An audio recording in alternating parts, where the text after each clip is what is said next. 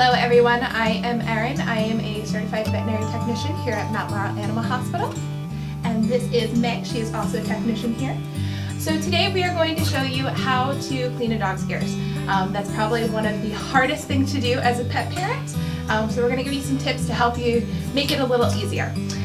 So one of the things that I like to recommend before a problem even occurs is you just start messing with the ears. As soon as you get your new companion, just start messing with the ears and get them used to their ears being touched. It's one of the best ways to kind of desensitize them to anything bad in the world. And that goes true for playing in their mouth, playing with their feet. It's going to make it a lot easier for you guys to give medications, and it's going to make it a lot easier for us to do our exams at home. So their ears are special. They're actually the shape of an L. So everything that we are going to be touching is going to be this part of it. So you're not going to be touching the the sensitive part of the ear at all, so you don't need to worry about that. So whenever you're cleaning the ears, you always want to make sure that you're using a proper ear cleaner. I recommend that you speak to your regular doctor about what cleaner is going to be working best for you.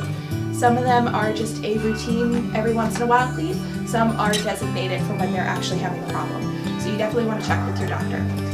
You also want to stay off the internet. The internet tells you that you can use things like peroxide and alcohol and vinegar. You don't want to put those down the ears, okay? So again, you always want to double check with your doctor. So before you start, the things that you want to get, some type of ear cleaner, and then I recommend either gauze or cotton. You do not want to use Q-tips. Q-tips can actually get caught in the ear and prevent you from getting everything, but it can also get stuck down in there and cause another issue. You also want it to be nice and soft so it's not going to cause any irritation. So the first thing that we're going to do is we are just going to fill the ear canal with some of the cleaner. So we are just going to fill the ear canal with the fluid, and then we're going to do a squishy squish. So you're actually going to help break up all the stuff in there. And you kind of do want to hear a little bit of a squishy squish from the fluid going around. Then what we're going to do is we're just going to take some cotton or gauze, and with your finger, you're just going to go down into the canal and wipe out all of that gunk. You're going to keep wiping until you get all of the stuff out, whether it be all of the bacteria, yeast, and you definitely want to make sure that you get all of the cleaner out. Now, all of these nooks and crannies that are in the ear, you can use the cotton or the gauze to get in there as well. So you're just going to follow every single nook and cranny. Now the dog's going to want to shake as you're doing it. You can let them shake.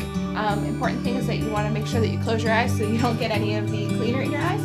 But them shaking their head is actually going to help break up all of the gunk that's in their ears. So shaking is actually a good thing in this. You want to shake? Now, important things, if we are having an ear infection or you think that there's an ear infection going on, you definitely want to have your pup or your kitty checked out by a veterinarian. There are a lot of different reasons why they can have an ear infection, and so by us taking a little bit of sample, looking under the microscope, and figuring out what it is, it's going to help us get the right medication for you guys. Also, any of the dogs who have the big floppy ears, so all of the labs that like to go swimming, you always want to make sure that they stay nice and clean on a regular basis, and if they do go to the groomer or get into the pool, you want to make sure that you do clean out those ears afterwards just to reduce the chance of infections. Yeah?